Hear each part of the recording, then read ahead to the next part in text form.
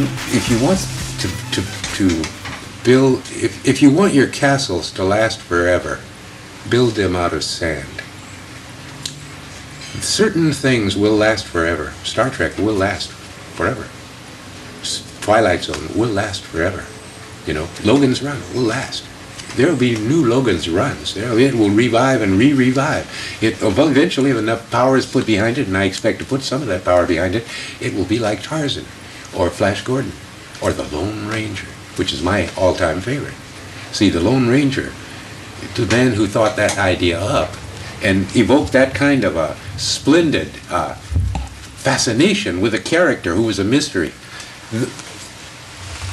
So you've got to find a way to take advantage of the fact the other guy can understand you, to speak as quickly as possible, and if he's a quick comprehender and doesn't ask you to go over things or re-explain stuff that you've already explained and starts to show you that he's really there, then you can talk about some of the other values that are in stories. I really treasure a story that will make me cry. If I can get a story out there that will bring that misty tear to your eye,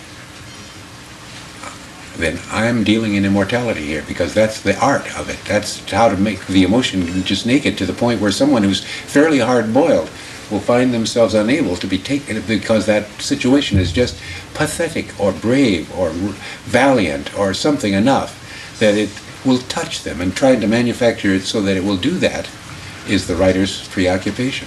But why Honey West? Like the Lone Ranger, it is pulp art. All of those early pulp magazines, why they were called pulp was not only because they were put on pulp paper, but it came to mean lurid. It came to mean extreme, extravagant. If there was going to be violence, it was going to be really harsh and dangerous and cruel violence. If it was going to be seduction, it was going to be hot. It would make you sweat. It was going to be lurid. It would be, a whole story would be presented to your eyes in one picture. Here's a guy crashing through a door. Here's a guy inside holding a girl with a gun in his hand. Here's the gun firing shots out and breaking the glass over here. Here's this guy coming through the goddamn door. And frozen tableau. And in the course of this, I wrote an immortal line. You'll recognize it the minute I say it. I am the first man who wrote the wonderful line, "He's dead, Jim." I am the man. Really. I remember writing this down when we were checking this crewman named Darnell, a painter friend of mine who did a portrait of my wife. But I put him in here and I named this crewman Darnell. And Darnell was wearing a red uniform. And it became a joke that if you beamed down with a party of workmen and you were wearing a red uniform, you were the expendable one who was going to be killed, and your part was a very small one. It's like a tradition on the show. And the show developed a mythos of its own about things having to do with gimmicks that didn't work, like the salt. They designed some special salt shakers that would be really, really exotic.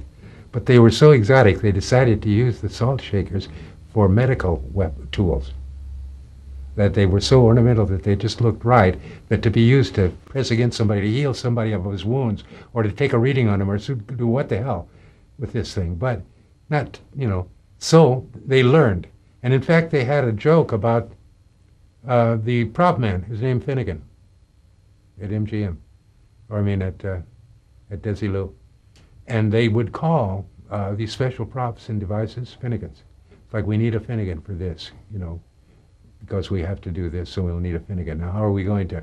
We need to have access door to the warp core. How are we going to do that? Some writer just dreamed up something having to do with the core of the damn warp system. So now, where's the warp in this goddamn device? How are we going to do this? We need a Finnegan. It became a joke.